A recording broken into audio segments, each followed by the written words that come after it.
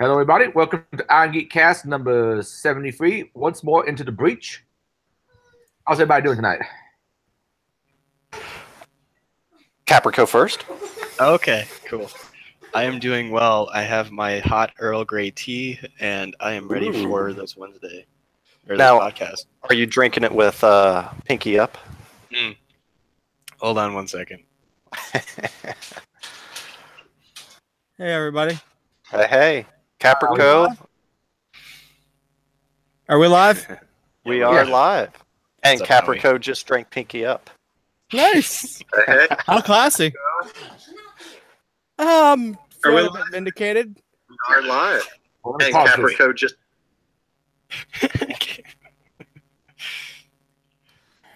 And I'm doing fairly well tonight. We gotta get Tea Maker a link. I'm not sure exactly. Hold on a second.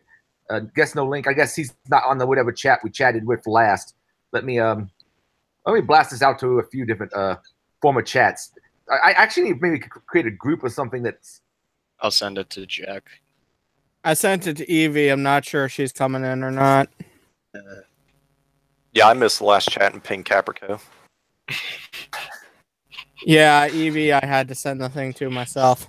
You know, if you see him online and it's like 1 a.m., you know he's on the chat. So I'd like to point this out very clearly. Caprico is a beautiful man. Besides that. Oh, okay. The industry has a way to remove kebabbing when people abuse their power. I could see that, yes. I don't even know what kebabbing is in this sense. Removing people from the community. Oh. So somebody ripped one of my projects when I went to him for resume help last year, besides Las Vegas. I notified B-Sides Las Vegas, and apparently, for other reasons, he is no longer involved with B-Sides Las Vegas and never will be again. Oh, so you are part of the problem. I mean, the solution. Let's just put it like this. I usually don't narc, but when someone directly tries to steal from me and profiteer from stealing from me, I have issues with that. Yeah, I could see that. It's a little bit. Hey, Jack made it. Hey, Jack. What's up, Jack? So I always invite the last people who were in the last one, and I need to find a better way of doing this. Could in our Discord chat make a private link chat just for the podcast host, and then you can just send the link out there. I'll actually just do that right now, because I should have access to do that.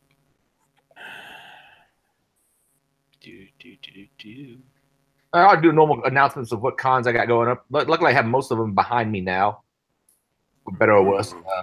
I guess besides Cleveland, it's June 23rd. GurCon is September 6th and 7th, and DerbyCon is October 3rd through the 7th. And then looks like I'm lined up for B-Sides Raleigh on October 19th. 2018, and Wild West Hack Fest on what is this? Wild West Hack Fest. Yeah, October 25th to 26th. Tomorrow and Friday is 614Con. And then I have jury duty the next week, so work, I'm sure, will really miss me. Nice. I have not had jury. Well, do you have to be? You only have to be 18 to do jury duty, right? Yeah. Okay, cool. For three years in, I haven't had to do jury duty. Yay, we're good. I'm 28 and I'm not jinxing it. Hey, I made it 38 years, and this is my first time. Knock on wood. Yeah. Well, technically, didn't you make it like 20 years? Because you said 18, right? Unless you're quite a bit older than I think you are. Who are you talking about? Israel. Oh, okay. You said he went 38 years, but let's start. Oh, well, yeah. I'm 38. I think I've been swimming before, but somehow enough I got out of it because either I moved or something like that. And I got one here like less than a year back, I think, for my grandmother. And I called her up to explain, well, she can't exactly make it. She passed away. So that's a pretty good reason. Well, my older sister was tapped twice, and then my younger sister, she got summoned, and that one I was gonna fucking troll the shit out of the courthouse, but then I decided not to. But tell me you're racist towards the Dutch or something? No, no, I was gonna send it back. I'm not coming. Fight me because she's in Germany. Ah. Nice.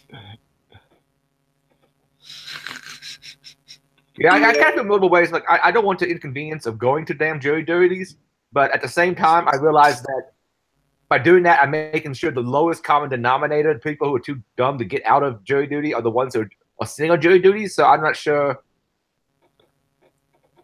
Yeah, that's the reason why I'm not getting out of it, is because I consider this a vacation. So My mom had jury duty back when I was in college, and she got out of it because, well, it was a capital murder trial. Oh shit! nice. Yeah, fuck that. I hate whenever the Capitol gets murdered. What exactly makes sense? Capital murder versus just murder? Is capital It's as death penalty. okay? That's always determined whether or not that if they found him guilty, it's going to instantly be death penalty. Yeah, capital means death penalty. Yeah, that's like murder with a capital M, not the lowercase. Okay, so this is like a more egregious murder than just. Yeah, the big M. Yeah. Okay. Well, back on the show notes. Irongeek Cast survey is still out there. It's in the show notes. It's linked off from YouTube. And that brings us to our first order of business. I think this is a regular thing that. Which one of you was wanting to do the breach report every week? Yeah, I've been doing the breach report, and honestly, I apologize for anybody watching. I did not get to update anything from last week to this week, so this is the carryover breach report from last week. So, up first, and you guys have probably heard of most of these. If so, good.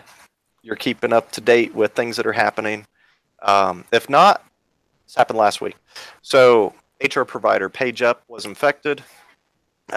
And honestly, it's been last week since I looked most of this up. PageUp is the kind of back-end provider for a boatload of, I believe, Australian employers. And they carried Social Security numbers. I think they may even do some of the payroll information. But their systems were fairly compromised. Yeah, they were also saying that passwords may have been affected. No, they were saying that passwords should be safe for now. Okay. That for now scares me. For now, it's probably because. Well, are they the ones who had their the hashes that were salted? Yeah, they're using bcrypt. Okay. So yeah, and if you're salting the hashes, that's not too shabby. Yeah, not too bad. Unless that salt is registered somewhere and they get the salt, then you're in some fun territory. Yeah, you're right back in the regular hash category. Yeah. MyHeritage is the second one on the list. 92 million user email and hashes stolen. Wait a second, though. Isn't that DNA site? Yeah. Yes. Do we know if the DNA got stolen? I don't know. Let me skim the story again. That's DNA. what I really want to know. Payment data. Payment data. Dater. I like how professionally accurate my verbiage is. User DNA data, yes, and family tree. Oh, no. Payment data, user DNA data, and family trees have not been affected, according to their press release. Officially. Officially. For now. In 3 months. In 3 months, that will be revised and blown under the covers. Let me check once. I guess it's a good thing I'm drinking Guinness right now. That is a good thing. Is it warm or is it cold? It's cold as ice. Ah, that's not the English way of drinking Guinness. Fuck you. It is not. I prefer all my booze cold. There's some I prefer cold. Some I'm perfectly as long as it's a little off topic real quick. As long as it's an IPA and has really good flavor, I'm good with it being room temperature. Same, but once you get the watered down shit, I avoid that shit like the plague. Well, Yeah, that's well, why I that's don't drink that. Okay, next I've up. only drunk that watered down shit twice. I wanted to puke both times. So you mean Miller Lite, Miller and Budweiser and all that? Yeah. Okay, good. Any of the lights I can't do anymore. I used to work with someone who swore by Coors Light. I wanted to bitch slap him because he has shit booze tastes. Wait, see, wait a minute, wait a minute. Coors Light. So does that mean that he watched NASCAR? Was he married? Lived in a trailer park? I'm personally offended. I don't know, but I do know that he was the kind of asshole who would be assigned to train someone, refuse to train them, and then wonder why they were sucking at their job. The big question, how many teeth did he have? He's I got a don't full know. grill. Probably.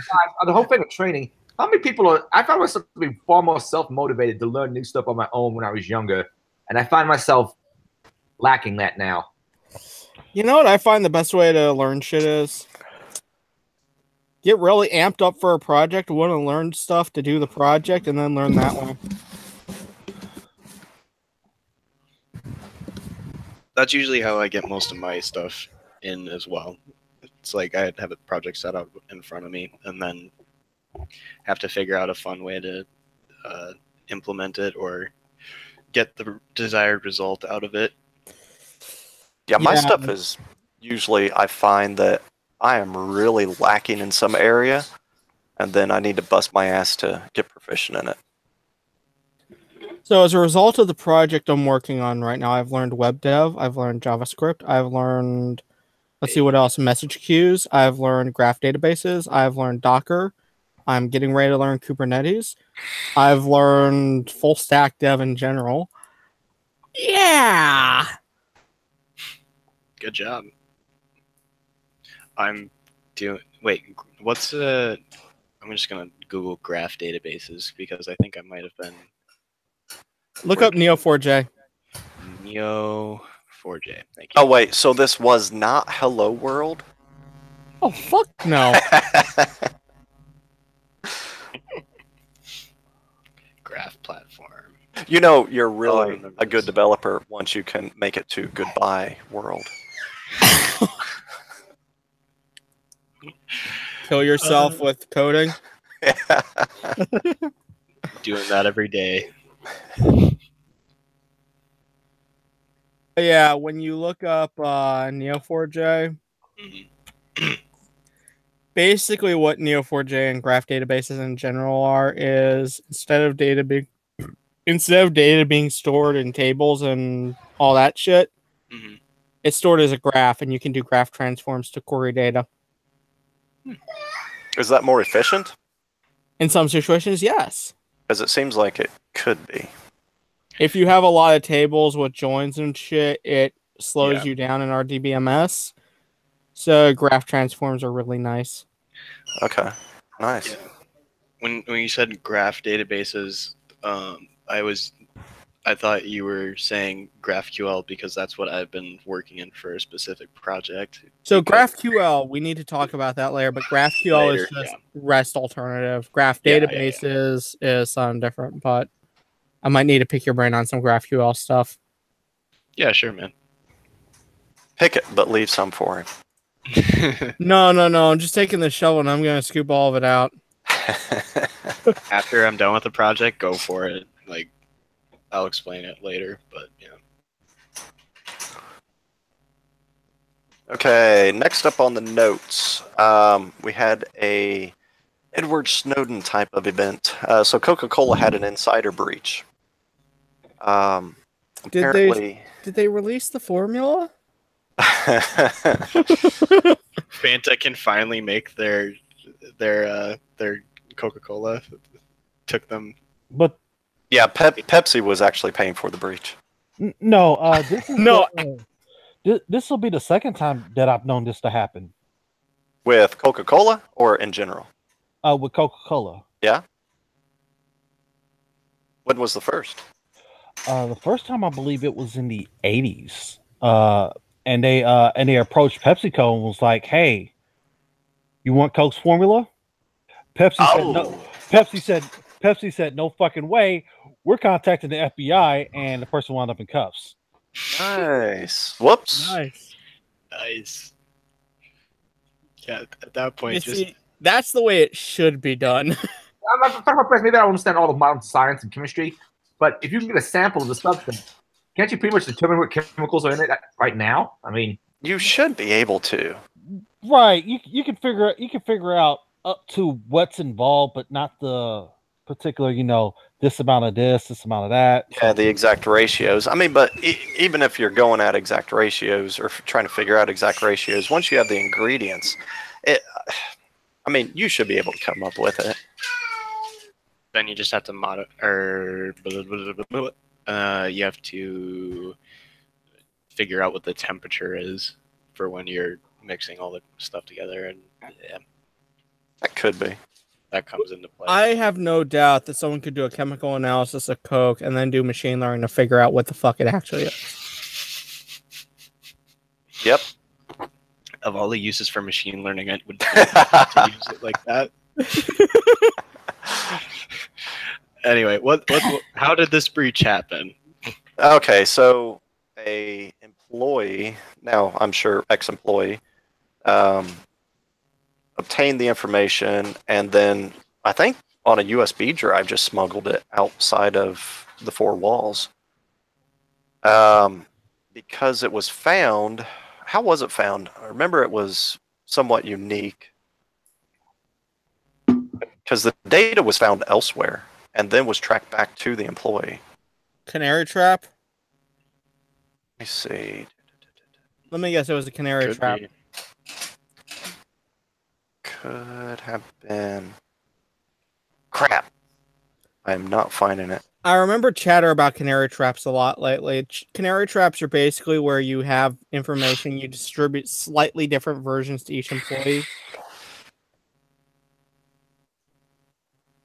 Well, though with a canary trap, that's invalid information that you're distributing to be able to track down the one individual. It doesn't have to be invalid. It can just be like alternate wording on each version. Yeah. I don't believe this was a canary trap though. Type of stolen. It could be. They said in here the type of stolen and exposed data varies per employee. Canary trap. Yeah, so it could be. So my fault. It was like 2006. I thought it was like way earlier than that. Yeah. I forgot to start pulling up the yeah, Jack, what you said about the Coke and Pepsi incident, I was going to bring that up myself, but you beat me to it. No comment in regard to beating or Jack. Meow. Meow, meow. What's up, Charles? What's up? Good evening, everyone. Happy, wonderful Wednesday. Sorry for the tartiness. Good evening, you wonderful man. Thank you. Good evening, brother.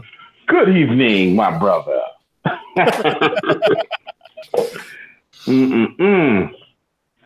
Adrian, are you there? I'm here. What's up? Welcome to the cast. How's it going, man? Thank you. Good, good. Yeah, man. Whew. So where are we at? Right now we're on Breach. Coming up on Ticket Fly. I actually might be affected in that one. Oh yeah? Yeah. I am. Depending on how far back it goes. Right. Yeah, I got the Troy Hunt email. Caprico, did you get the Troy Hunt email? Is that you got the Troy Hunt email? Ooh. I got a Troy Hunt email. Ooh. Man, I feel left out. I didn't get the Troy Hunt email. I don't think I did. I did not. Man. Yeah, that dude is serious. I mean, he and I are like this. We're like BFFs, and I did not get the email. You know Troy Hunt? No, you know what I mean by the Troy Hunt email, right? Yeah. You know who I'm thinking about? The web guy. The web hacker, Troy Hunt. Yeah, but he also I've been pwned. Yeah, he also runs Have I Been Pwned, and every time your shit shows up in a breach he's aware of, hey, you got an email. You get a love message from him. Yeah. Oh, wow. I didn't know that. Yeah, no. Yeah, you should register for that shit, dude. Yeah. I'll go ahead and register right away. Yeah. Every time you show up in his database, hey, Ooh. Charles, I missed you. Here we are again. That guy is when it comes to web hacking, I'd recommend anyone follow his blog along with, he's up there with Port Swinger. Mm-hmm. Yep. Like he's that good. Wow. Nope, I don't show up in this breach, thankfully. Oh, Hey, I saw an email address. Let me rewind real quick. yeah, OPSEC fail. Oh man. That was bad. Well, whatever. Wait, what was that? I love leprechauns@gmail.com. Man, It's Oh, fine. I did get the email pinkfluffybunnies@gmail.com. Oh. Oh, no. It was I Love Bears, the other kind of bear @gmail.com. Ooh. I love all of you guys, and watch out, Raunchy. you're gonna get owned. Raunchy. For anyone who does not get the joke, just look up what a bear is in the gayest context available. Thank you, Alan. that you can probably figure out what the bear is, and not look it up. I guess it's I guess around wintertime they start hibernating. Yeah, and they hibernate with other guys too. Gotta stay warm somehow. Hey man, I'm not gonna knock them. I think it's awesome. Hey, $1 still $1. Hey, man, if you swing that way, that's cool. If you don't swing that way, that's also cool. Just don't be a dick about either way. You know what? I ain't messing with you. I'll leave you off the hook. Just keep it there. Just keep it there. 2 animals joined us. 1 lizard and 1 Eevee. There you go. I'm waiting for Comrade Evie to come in and bitch slap me for what I just said. There you go. To wrap up Ticketfly real quick. Oh, hey. Wrap up Ticketfly. Database did not include passwords nor credit card details, but for most users, they did include home and billing address and phone numbers. So, What breach was this from? Ticketfly. Ticketfly. Ah, okay. Good thing I always go through the band's fan club for tickets. There you go. They'll be on the brief report now. The reason I'm on the Ticketfly one is because I was at a bar venue where the bands only use Ticketfly. Whatever. We all know you were at Taylor Swift. Yep. Actually, no, it was Assemblage 23, Pig, On Ice, and let's see who else. Snog and a couple others.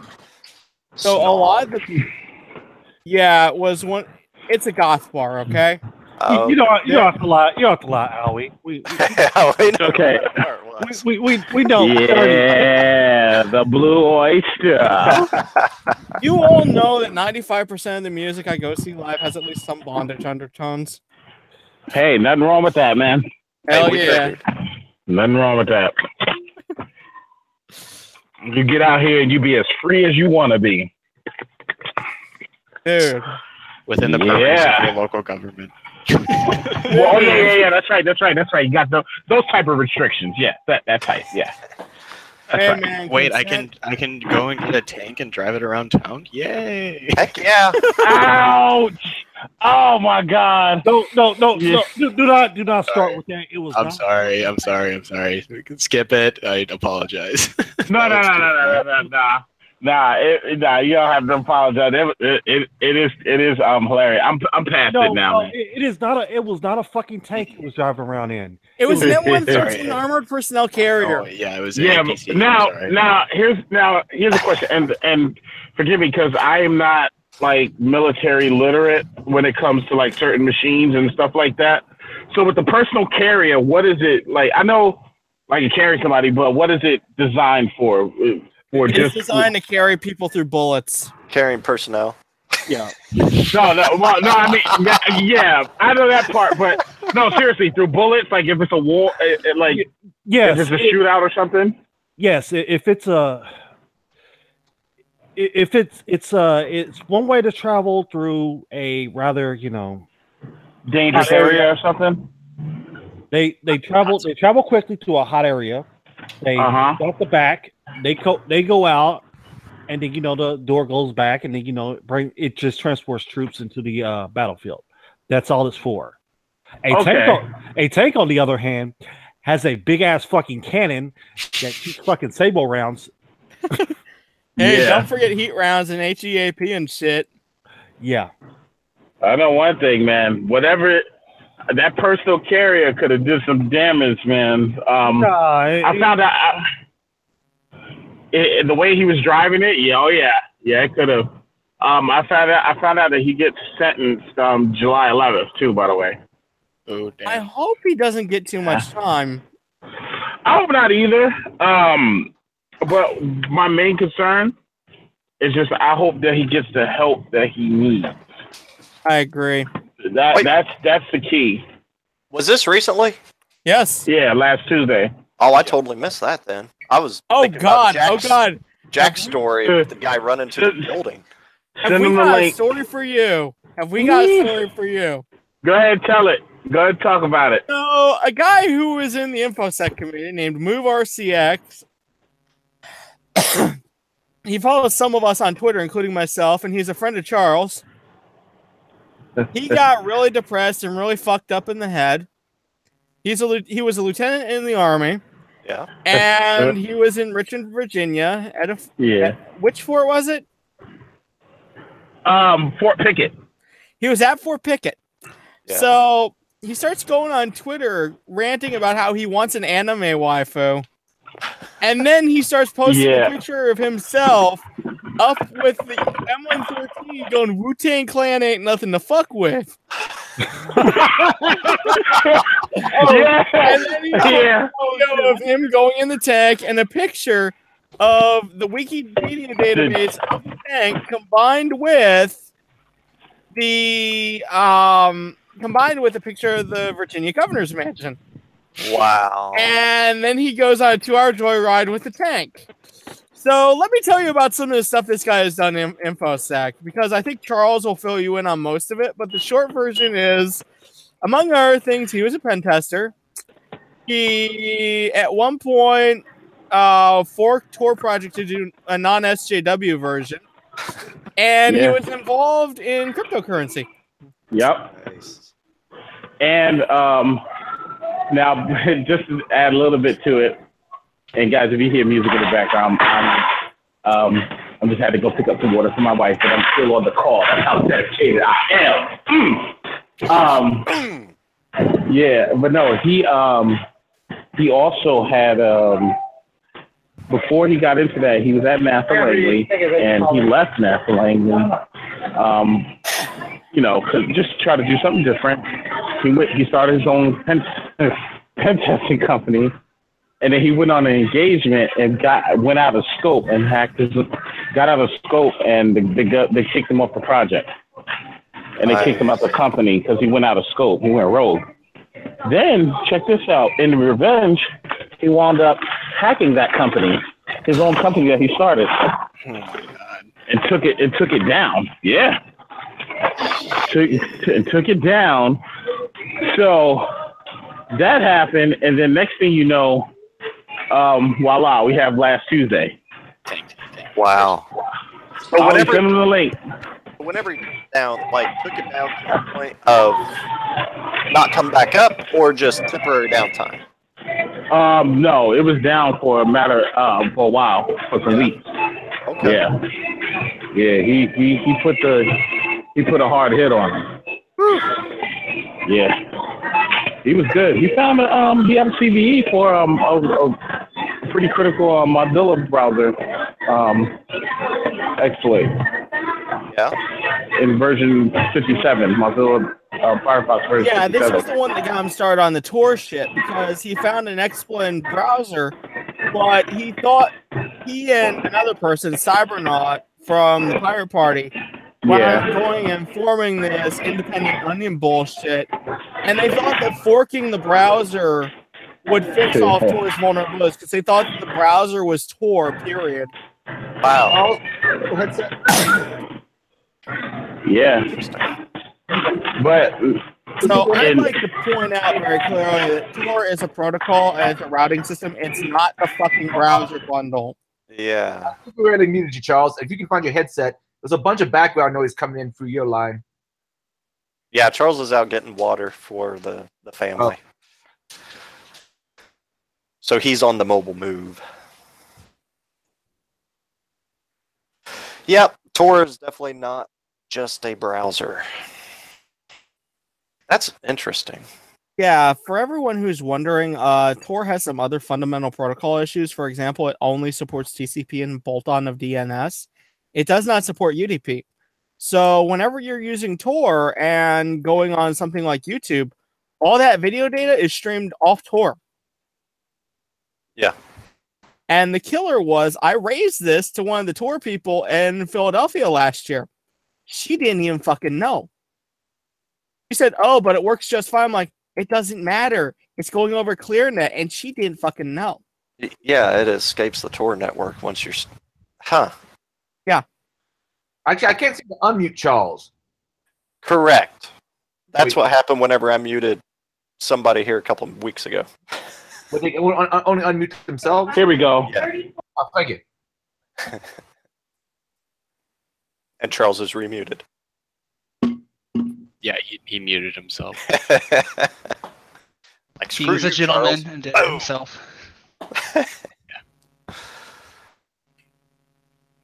Okay, if we have a second of dead space, who added the USB fan given to Trump people? That was me, and I have good timing apparently. You Yeah, do? so yeah, 'cause I just got in here like 2 minutes ago because I got fucking laid up. Anyway, Congratulations. yeah, I know, right? So yeah, no, Israel, you tweeted it as well, but basically, there was a press kit given to those who are covering the U.S. North Korea summit happening this week and last. And in it, there was a miniature USB fan, one of those little fans you plug into a USB port and it spins, and it's usually a little party gift because they're like 50 cents to manufacture kind of shit. But yeah, this was given to the press, and of course, if you know anything about USB, and how big those things are, they're not very big, but they're easily big enough to hide, small circuit board, little SD card in there, and it's a nice payload kit. So plug it in, auto execute, bam, owned. And of course, they're given to the press, so likely target for US, for North Korea, for China, for Singapore, for fucking anyone. So yeah, this raised a lot of security researchers saying, yeah, hey, throw it out, or better yet, give us one so we can analyze it. There was one guy who took it apart. I don't remember who it was. One guy took it completely apart, and there was no trace of any sort of. It was just a fan. Oh, good. That's so disappointing. Yeah, the likelihood of it being malicious was low, but it's like, yeah, this is a very opportune attack vector. Yeah. Well, Yeah. I mean, GrunQ has a bit of an interesting view on the whole thing, and I think it makes sense where he says there's no real point in giving a USB fan, a compromised USB fan, to journalists because they're gonna not only gonna publish what they know anyway, what they don't publish and their sources probably going to be a lot easier to monitor them over the Wi-Fi, where chances are they're probably not using the best ComSec. In terms of fan itself, he also said, if I recall correctly, the fans that maybe diplomats and government officials got probably are different than the ones journalists got. Good to know. Yeah, whenever it comes to the reporters too, it depends on what type of reporters they are. If they're like Warzone types of reporters, a lot of their stuff they do keep, Tor side and keep their security emails, stuff like that. If it's everyday generalized reporters, yeah, they won't have a freaking clue. And you can imagine there's probably quite a lot of everyday reporters who went to that summit. Yeah. Yeah. Yeah. I would not be surprised if we hear something to the effect of one of those journalists coming back with some sort of malware. Yeah, because where was it? Japan?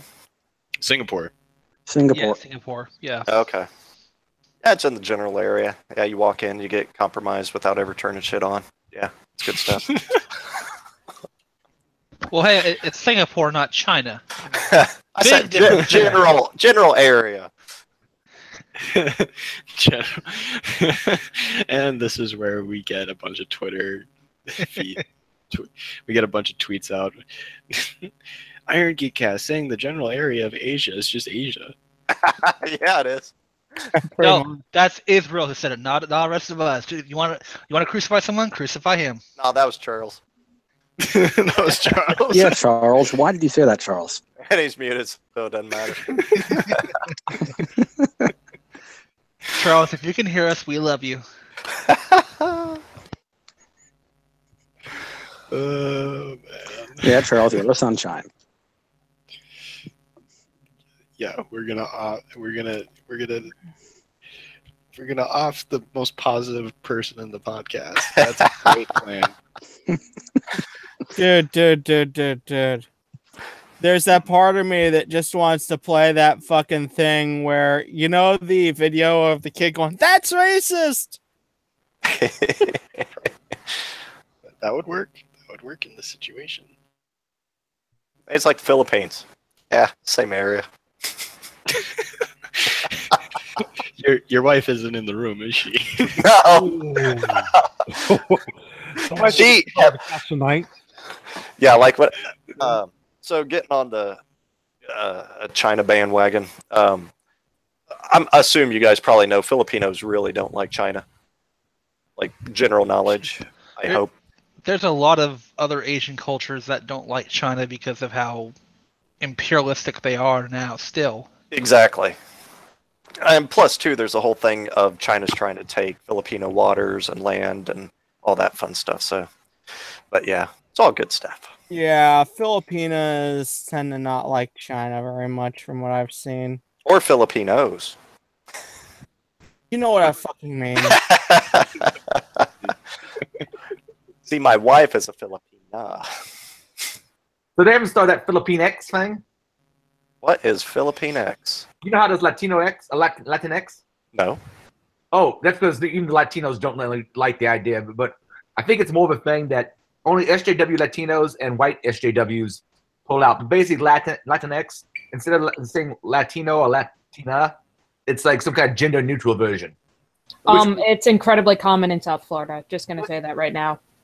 Interesting. Glad I don't live there. Because when I did a poll of people, and I was asking specifically for people who are Hispanic, it didn't seem like a very popular term. Does it maybe depend on age? And location, like again, but then again, like my I live fairly Miami adjacent. And fairly Fort Lauderdale adjacent. So my experience might be a little bit different than like the rest of actual quote unquote Florida. Yeah, one half Hispanic guy, when I posted up the idea of Latinx, he thought I was making the term up, and he was saying he can understand the simplicity of it, but that some people might be insulted. And this is a Latino guy half Latino guy who didn't know the term was something that some people were using. Well, see, but like with Filipina and Filipino, like Latino and Latina, like I always understood Latina to be a woman, but Latino is more of a generalized already, that it's male or female. Which gets into the whole thing of being offended because you're using the generic male term as the default, and then people will go into terms like mankind instead of saying humankind, and not to go into the whole Justin Trudeau, but those people who get offended by fucking everything. But oh no, just like like Justin Trudeau in general.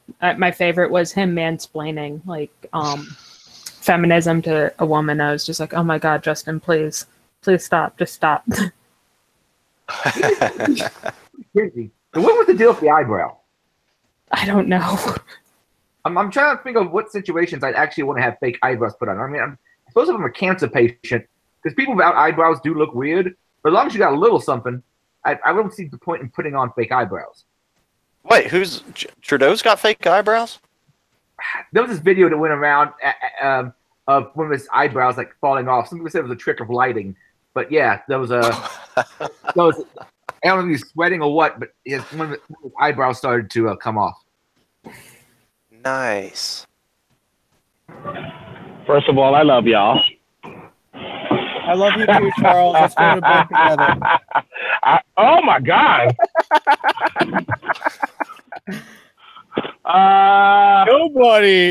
Nobody is safe from this troll.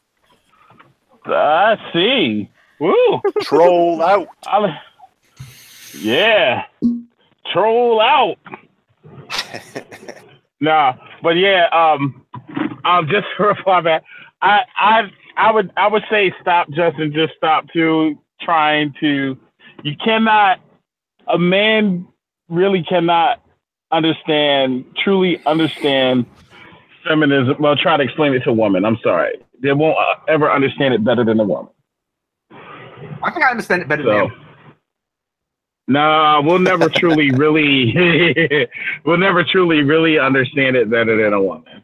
A Jew understands feminism better than a Nazi does, even though the Nazi is the one involved in it, correct? I don't know, man. Hey, Charles, I don't know. I've got a lot of Irish ancestry. You want to tell me about some of the depression and how I don't know, how I don't know better than the English? I mean, please, by all means, go ahead. Can you teach me about potatoes? Yeah, I can. I can't.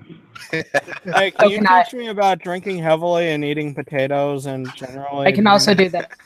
Yeah. It's just amazing. Amazing. Ow!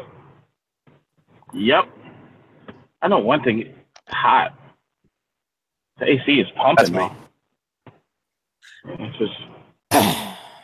Yeah. It's 84 degrees and it's like almost 8 o'clock. Yeah, but it's. Dude, that's hot. But it won't equate to Florida, that's for sure. It's 100 right here, right now. If you got a USB fan, Do I have what? If you have a USB fan, send it to Charles. Oh, look at that.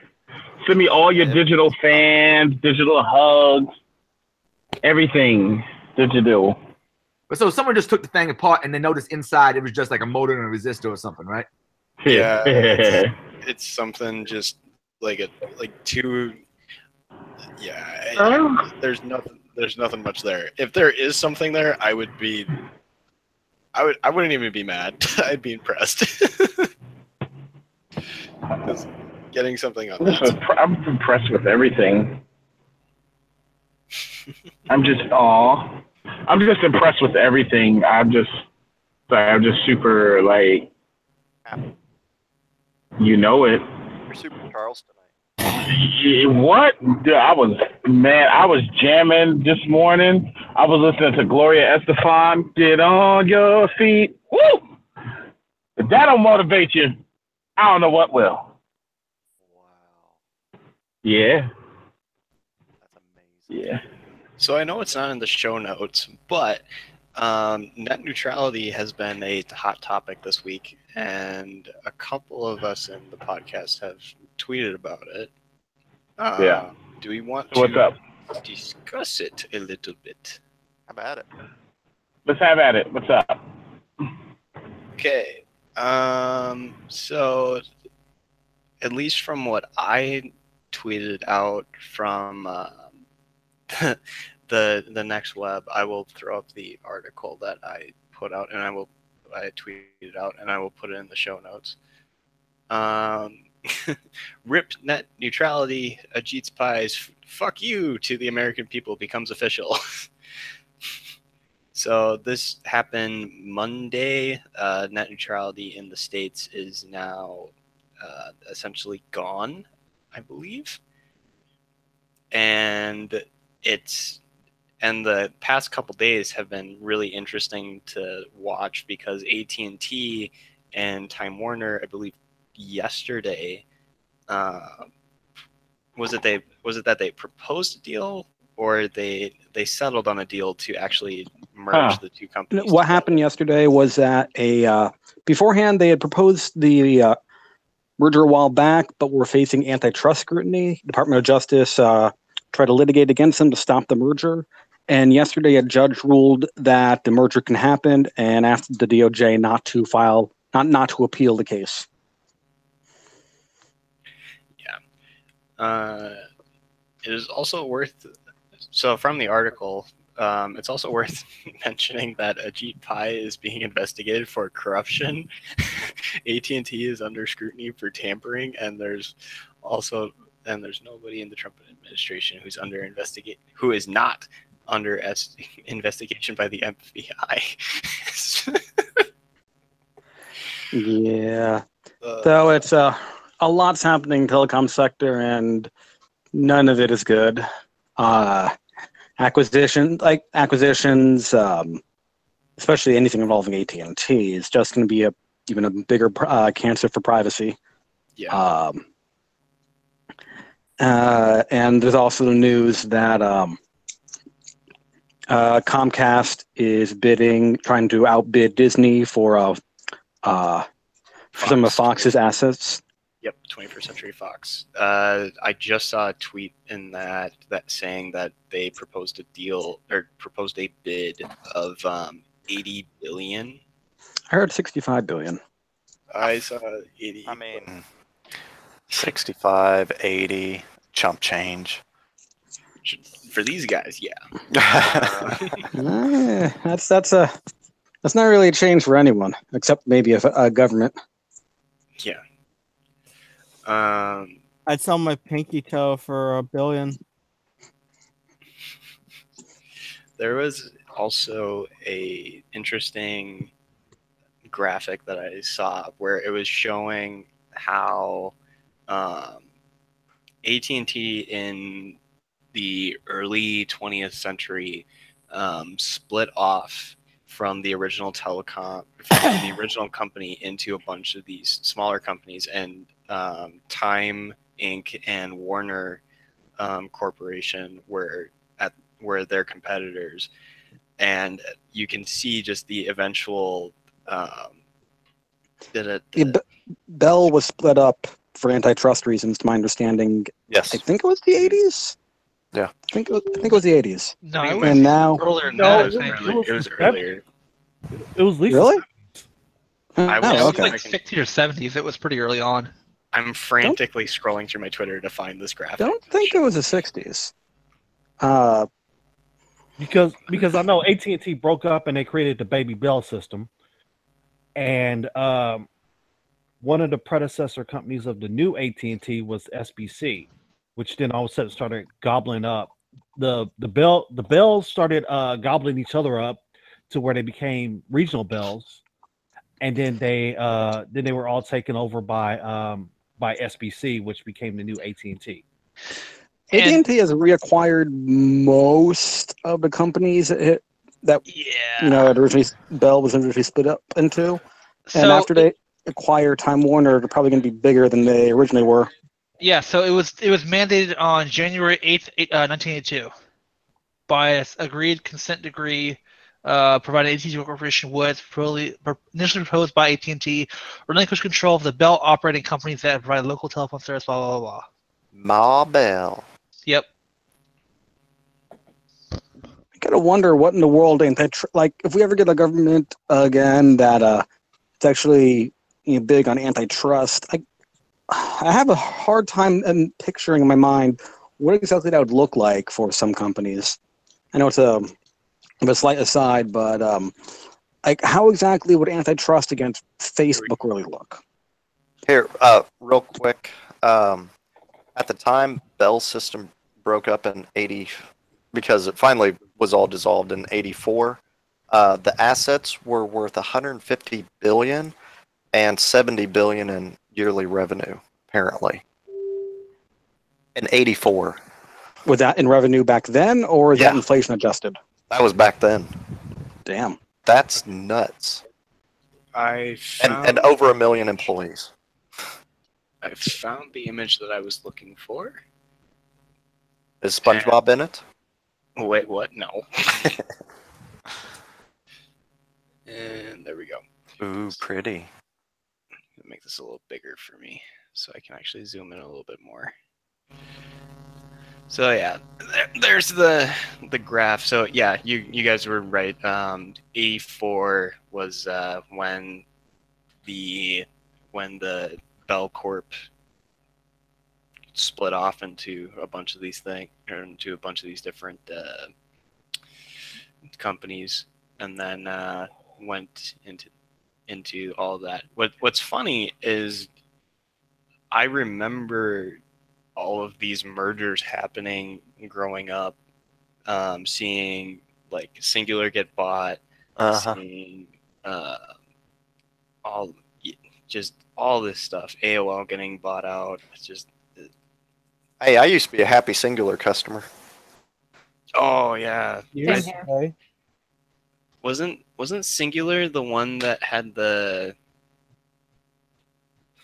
is the IO Let's Go commercial? They were the ones that were really, I don't know. I think it was them. Could have been. I mean, you're a lot older than me, and you remember a lot more, though. Like, I remember having Singular in high school. Yeah. Yeah, you're a youngin' too. That was past high school. I was in elementary school. It's like 2000. I think this is like Singular. It was bought by them in like 2005. Yeah, I was in elementary school still. Yeah, I used to have a pager. You guys are like, what's that? I know what that is. No, I know. Those on I had a pager, and I had a cell phone. So Yeah, you're the same age as me, though. no, I'm not. Yeah, you're not far away. Yeah. Like, I remember pagers, and I remember having like a Nokia candy bar. I think I still have it somewhere. I think it survived No, so I had a Zach Boris. Motorola's. Yeah. I wasn't cool enough to have like a Razor or anything like that, so I had a candy bar. Oh, I remember the Razors. Those were so cool. Sorry. I had a Razor. And then if you were really, really cool, you had a Sidekick. I remember the side. I had one of those. I had it for about a month or two, and then I licensed a fucking toy and got rid of it. Oh, man. I so wanted a Sidekick for my first phone. That was so cool. But what's also kind of interesting is this figure in the top right of this thing. That is a lot of money. Yeah. 288 billion, and that for market capitalization, and that probably is gonna just keep growing to like. I mean, it is pretty crazy though, because you look at that, and essentially they disseminated Ma Bell in '84, and now, hey, look, we're back to having everything again. Yeah, they are, and Time Warner kind of picked. They didn't pick up a lot of their, a lot of AT&T stuff. The only one that I'm seeing is the only one that's split off from this that still exists is Verizon, which is here. Yeah.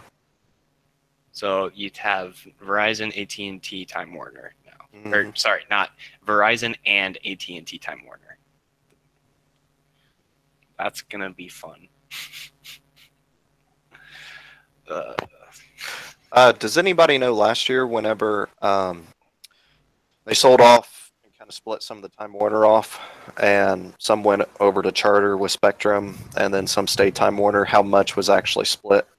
I will look that up real fast. Wait, what was that? So Time Warner last year sold off a lot of their stuff, Yeah. and it got renamed to Spectrum, which was Charter Communication plus the sold off assets of Time Warner. Right. And so just how much was that compared to how much still exists under the Time Warner name that's now going to be merging with AT&T? That's There was quite a bit they sold off because I'm under Charter and they've got a pretty wide net for coverage. So they still have obviously lots of legacy stuff in there, which is still Time Warner and Charter and yeah. Yeah.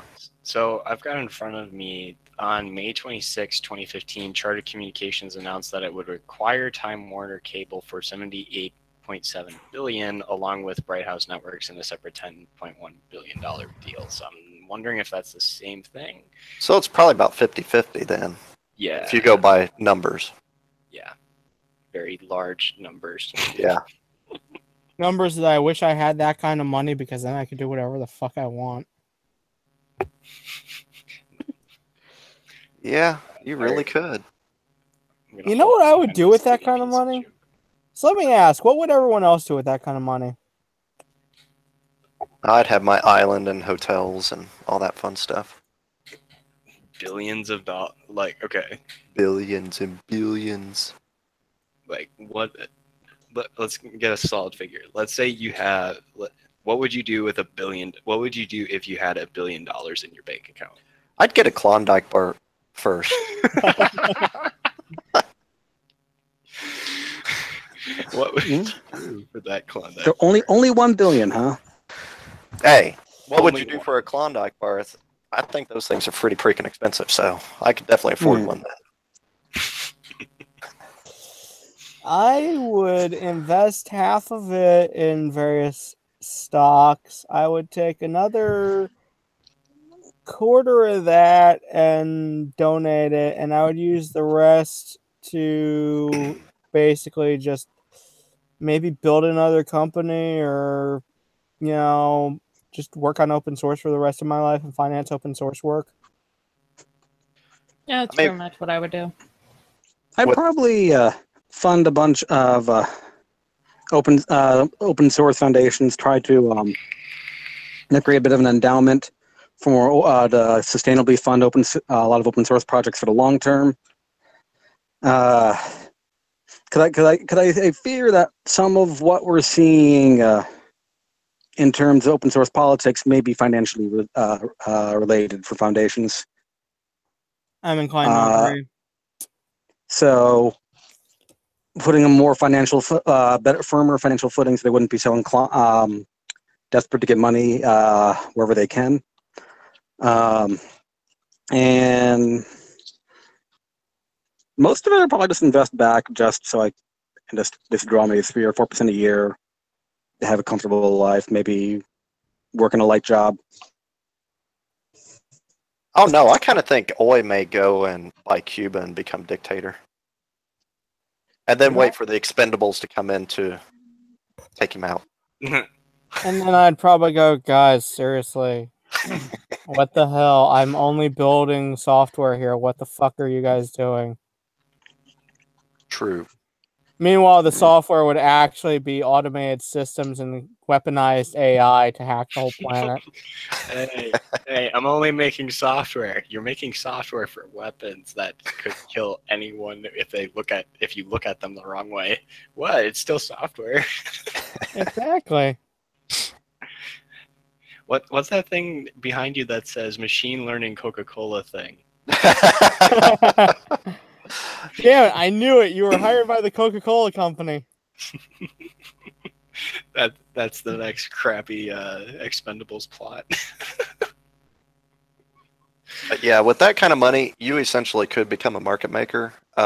So that's what Soros did back in the mid-'80s, whenever he bet against the U.S. dollar. He bet against the U.S., expecting it to go down. And then, conveniently, word spread that George Soros had all this money that the U.S. dollar was going to fail. And so you had a lot of people start short selling. And the U.S. dollar fell, and he made a shit ton of money. But with that kind of money, I mean, that's the type of power you have and what you can do. Yeah, I mean, really, frankly, I mean, like, yeah, you can do that with that kind of money, but even if I were to do that, I'd be doing it to build up other economies, and I'd be doing it to, build up an open source economy, basically. Yeah. That'd be cool. Could just do what Notch does and just gives game studios money to say, "Hey, I want a game." I would be doing some of that too. Don't get me wrong. He literally did that for a game called Pillars of Eternity. Yeah, he did that for Pillars of Eternity 2. Dude, that game, the original one, was fucking good. I've yet to play the second one, but I don't blame him. He basically went to Obsidian and was like, "Here's a shit ton of money, make my game." Nice. But can you blame him? I can't. There's nothing wrong with it. It's just one of those like, well, damn, that's like a game dev's like wet dream. Just have an investor come in and it's like, make game, don't worry about money. Pretty much. Well, yeah, but if it's like Ballerina Go-Kart or something, you kind of want it to be a good game that you're going to be making. Yeah, but it's Obsidian we're talking about. They're going to make good shit. Yeah, and they're publishing through Paradox too. Yeah. Oh, so among the games Obsidian has made, for those who do not know, Alpha Protocol, Fallout New Vegas, if I remember correctly, the original KOTOR, and Pillars of Eternity. Original Battlefront games. Wait. Oh, No. Never mind. And generally speaking, a lot of really good RPGs. Pillars of Eternity, yes. I think they're also making another game as well, or made another game as well. Yep. But South Park Structure. Yeah, that too. And even when their games are buggy as hell, and they usually are, they're still damn good games. Fallout New Vegas, the Fallout game they made, is literally the best modern Fallout game out there. Mm. Yeah, they basically partnered with BioWare and in making the second KOTOR, but yeah. And I'd actually would not be mad if they took Fallout again, because that story was just in for. But anyway, enough about games. One more thing about games real quick. Did anybody here see this? I don't remember who posted it or where I saw it, but they were saying Kim Jong-un has a Steam account. Wait, what? Yeah. Did anybody hear that? Yeah, I heard about that a while back, and I would friend him on Steam. That's what I heard. I don't know what it is or anything, but that's what I heard. So, or saw. Anyone know what's Jim's? Oh no, I would friend Kim Jong-un on Steam in a moment's notice. I think everyone would. I just thought it was freaking funny. What do you do all day? So who are you playing Steam games with, Kim Jong-un? Ha ha ha, very funny. No, seriously, he's actually a cool dude. His favorite game is Stay Stay. Oh, yes. Stay Stay is the NK dating simulator. Guys. Weeb shit. Opie or no pie? It's your call, but I always choose Opie. This is the picture that this is coming off of. There's just one little blip in North Korea.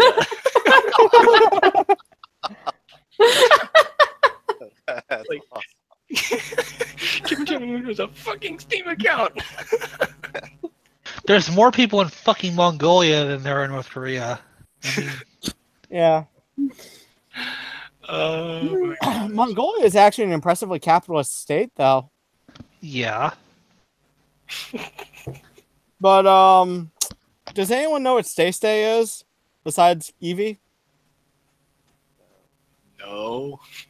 Evie, would you like to explain Stay Stay?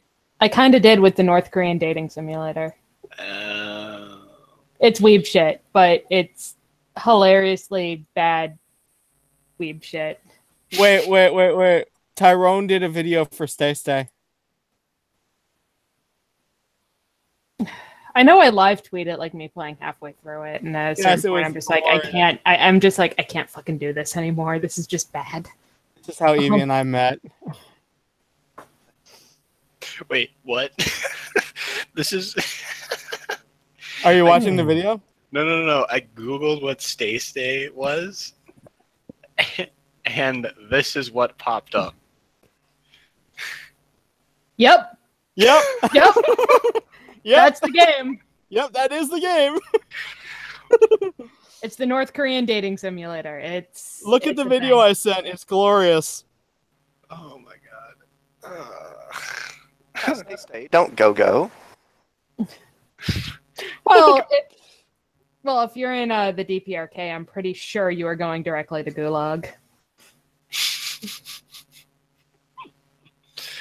Jeez, man. Freaking. I do not understand these games, but I can see the appeal.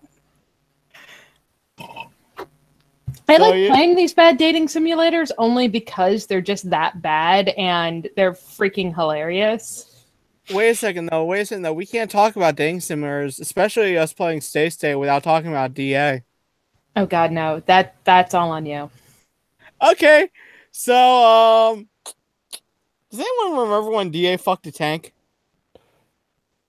Yeah. I said that. I said that was a tanker, and he was laughing about it. Fucking weebs. Oh my god.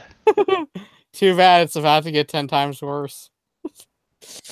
I follow Evie on Twitter. It's already 10 times worse. But can you blame anyone That's for your that? own fault. That is your own fault for Fair following point. it. Fair point. You knew what you were getting into when you saw the communist Pokemon. To be fair, I do have an anime avatar. Owie, I am friends with you on Steam. I see the shit you play, okay? You have no room to talk. I know, right? Yeah. Out here exposing people and shit. Honestly, I have actually been trying to tone down the weeb shit. With E3 and all that, it's been kind of hard, though. Why tone it down? Embrace the weeb shit.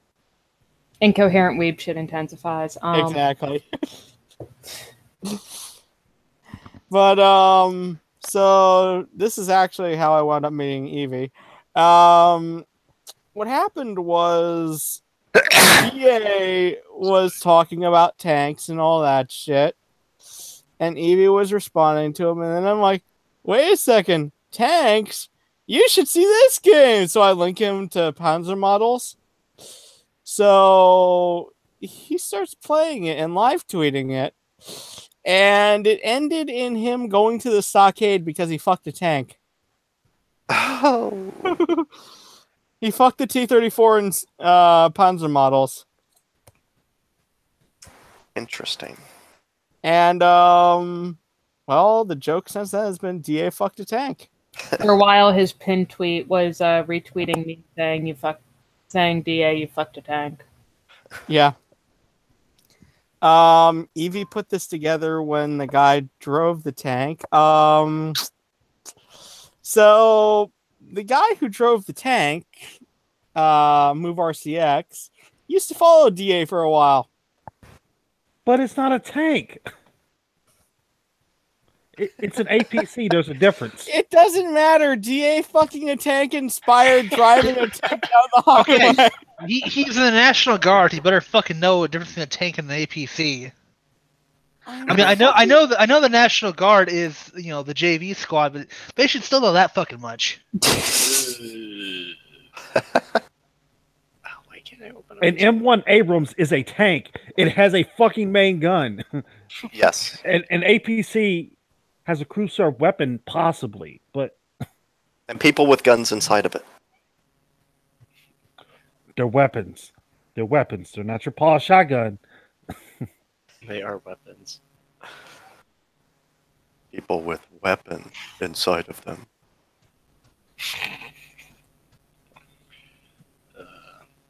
Here's an interesting metric back to the AT&T merger with Time Warner.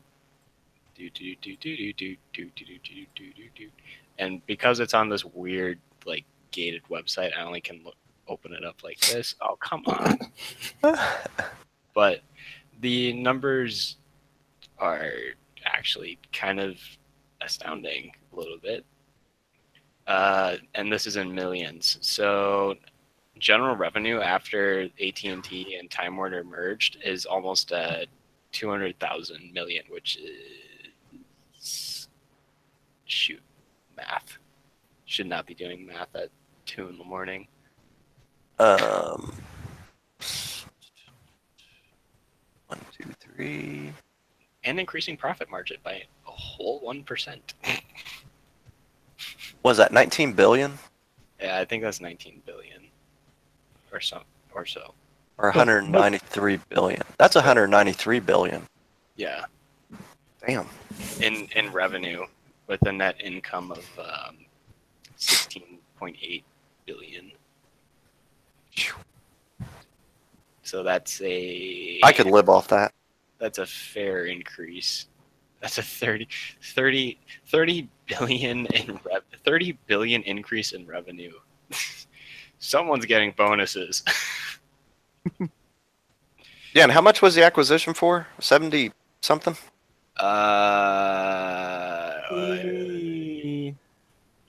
Hold on. Googling. I just saw like the weirdest meme. Merger. Believe it's close to 80 billion or something. 80, so 2.5 year payoff. Yeah. EV. Yes. I have 80. an idea. 85 billion. 85. Hey everyone, we should go build up a telecom company and try and sell it. No, it'd be easier to just make a scam coin and ICO and then exit scam. That'd be way easier. What? We're gonna do Ponzi Coin V3? Yes. Or is it gonna be V4 by this point? Because there was another Ponzi coin that But was it called Ponzi coin?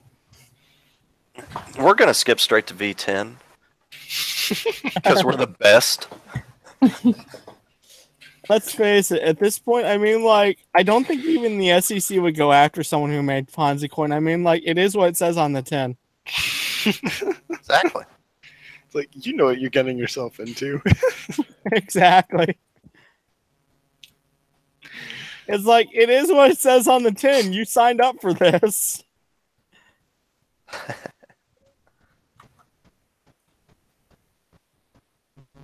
Hey, my website came back. Means my hosting companies got off their butt and started working. Good. Nice. That's always fun. Good. It's been down for like an hour.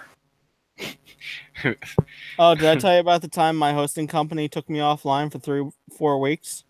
Did you enjoy it? Oh, it took me making a scream at their fucking executive assistance team because I had to go straight up to their fucking... So I had to go past their tier 1s because their tier 1s wouldn't do a damn thing. Yeah, because they were interns. Yeah, so I went up straight and I fucking just said, fuck domain.com on Twitter, and domain.com reached out to me. Nice. You would be unsurprised the power social media has to force a company to get its shit together. Oh, whenever my internet goes down, I immediately tweet at Comcast. You know, that's true. Speaking of Not IHOP. always. Speaking of what? IHOP. Oh my gosh. IHOB, I need to go.